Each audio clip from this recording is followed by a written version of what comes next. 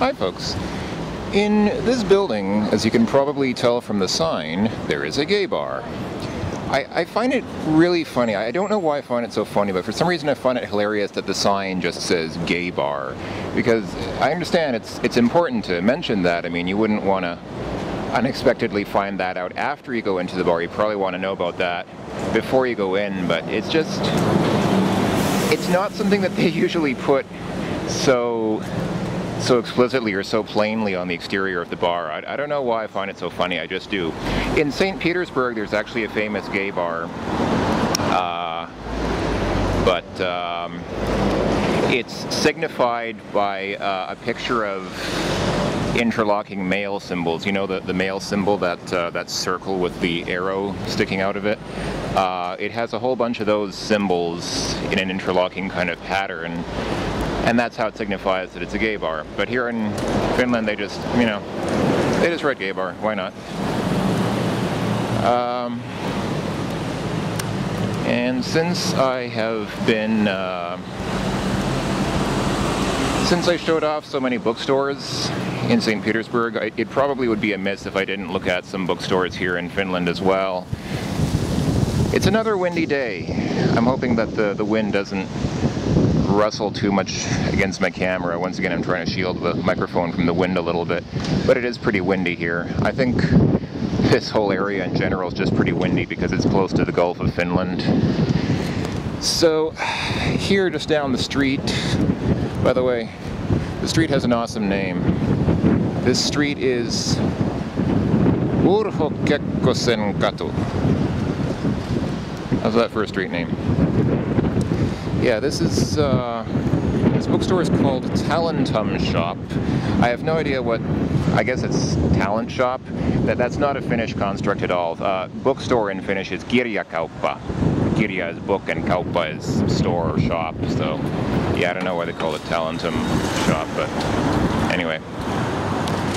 This here, on my left, get a better shot of it. Well, you can't see the name now, it's behind this awning, but this building is like a transit station and a shopping center all in one.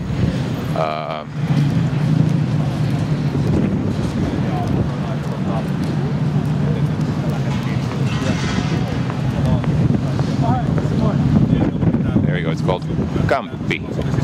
I don't know if that means something or what, but yeah, people probably think I'm some crazy clown walking around with a video camera, but oh well. So it's been interesting. I've been here in Helsinki for a couple of days now. After my problem at the Stadion hostel, I didn't go back. I've actually been staying at one of the Sokos hotels here downtown. It's really too bad because the Stadion hostel is really nice. You can tell they've really tried to make it pleasant inside. I mean, the place is clean. The bathrooms are okay. I mean, they were shared bathrooms. They were like public restrooms. It's not like a hotel where each room has its own bathroom. But still, you know, the bathrooms were clean. They were usable. They had laundry machines there you could use. They had a pretty good breakfast. In the morning, you get a buffet-style breakfast with, you know, fried eggs. They had breakfast cereals and porridge, also known as oatmeal in North America, and things like that. So it was really nice. I just couldn't sleep there because all throughout the night people were making noise, and it's kind of unfortunate because other than that it was a very cheap place to sleep. Let me talk about hotels here in Helsinki for a minute. I think I had mentioned previously that Sokos Hotel is like 60 euros a night. That is wildly inaccurate. I'm paying, and this was actually a deal, I'm currently paying 130 euros every night for the Sokos hotel room that I'm staying in, and that is apparently cheap. That's actually, they gave me a deal because I'm staying here for a week, so they knocked off like 10 or 15 euros off the price. The regular price is like 145 euros or something like that. That is insane. When I was in Oulu, I stayed at a Sokos in downtown Oulu, and there it was like 60 or 70 euros a night. And I thought it would be similar here. I mean, I understand it's Helsinki. It's the, you know, the capital city, and so things are a little more expensive. I thought maybe it would be a bit more expensive, but 130 euros per night.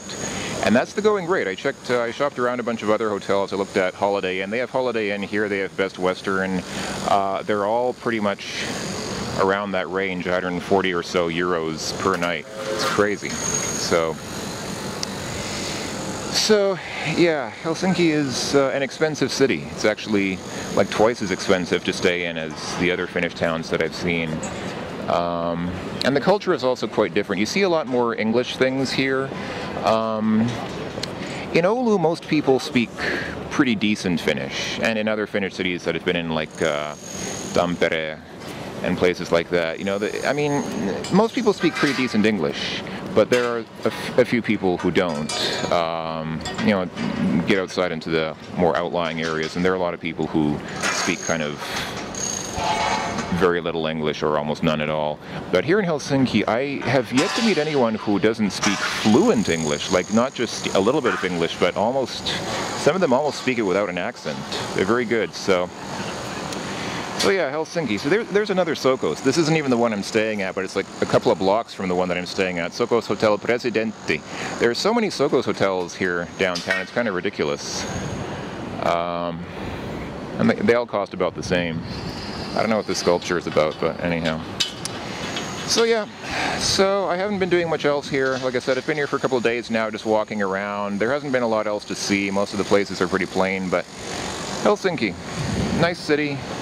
Finland's a nice country, very peaceful, good, very nice, friendly people. That's another thing, actually. People here are more friendly than in other parts of Finland. In other parts of Finland, they sort of live up to more that Finnish stereotype of being very standoffish and kind of impersonal and cold, and if you talk to them, they're kind of nervous because they're a little socially inept. Here in Helsinki, they're not like that. It's more like a cosmopolitan city. People are very friendly. I've actually been stopped a couple of times by people who perceived I was lost and said, "Do you need help? Can I, you know, do you need help finding something? Can I help you out?" Which doesn't really happen very much in other parts of Finland. So Helsinki is kind of like, I guess Helsinki is kind of like a New York. It's kind of like, I mean, if you imagine the United States and its relation to New York is nothing like the rest of the United States of America. So Helsinki is kind of the same way. Helsinki is a nice city, and it's a big city by Finnish standards, but it's not much like the rest of Finland. So if you go to Finland, definitely you should go to Helsinki. It's an awesome city, but it's not the real authentic Finnish experience. For that, you'll need to go to a smaller town. I'm not really sure what the deal is with this bar, but I must confess that I find the text on the side rather amusing.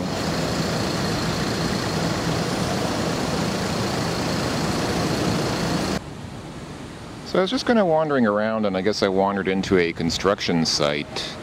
And I guess this is the kind of signage that's standard at a Finnish construction site. These are the signs that let you know to slow down for traffic, or that traffic should slow down for construction workers, like that guy there in the reflective vest. So if you come to Finland and you see colorful paintings like this, then I guess maybe that's an indication that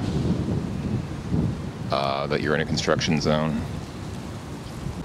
Of course, you shouldn't assume that all graffiti in Helsinki is quite so artful.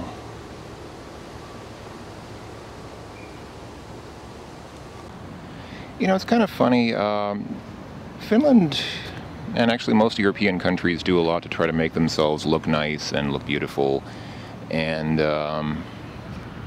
certainly they have some nice looking parts, but areas by train tracks are almost universally just kind of dingy and run down and kind of like this. They just, you know, they don't landscape the places. There's trash and rubble lying around, and everything's just kind of rickety, and I don't know why that is. People never, I guess it's the noise. This is low value property. People never bother to build expensive buildings here, and rich people don't want to be here.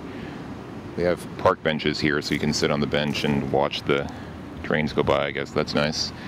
The scratchings here on the park bench or whatever actually almost border on the philosophical Well, some of them anyway. At the top says Lapland, ring a bell. Then there's other stuff like, don't generalize, you're not child babies anymore.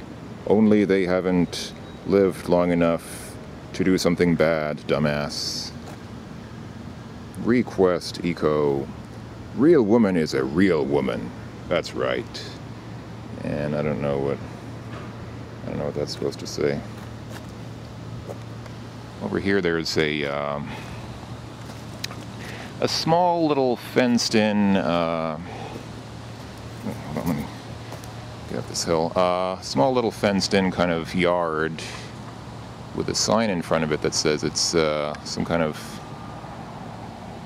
I don't know exactly what an eco yard is, but I don't think it's a farming effort because they don't appear to be growing any kind of crops or any kind of useful plants here. It seems to be more like just an area that's, I guess, protected, like people can't walk there.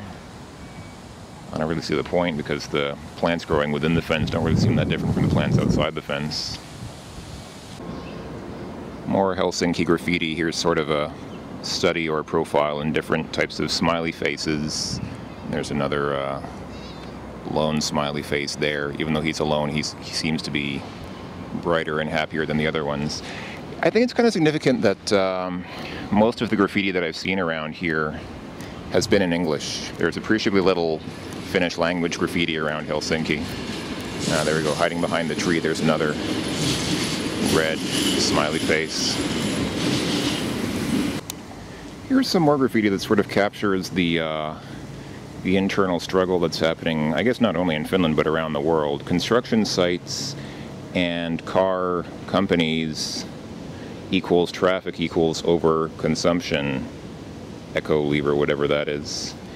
Yeah, that's the battle that's kind of taking place all around the world right now, isn't it? And again, not all the graffiti actually has text in it. Some of it's just plain gang signs or whatever that's supposed to be. Oh, this is nice. Another little park here. See, Finns tend to build their cities this way. They tend to have all these weird sort of unlandscaped rocky areas that they just leave untouched in and around their cities. They don't really pave over the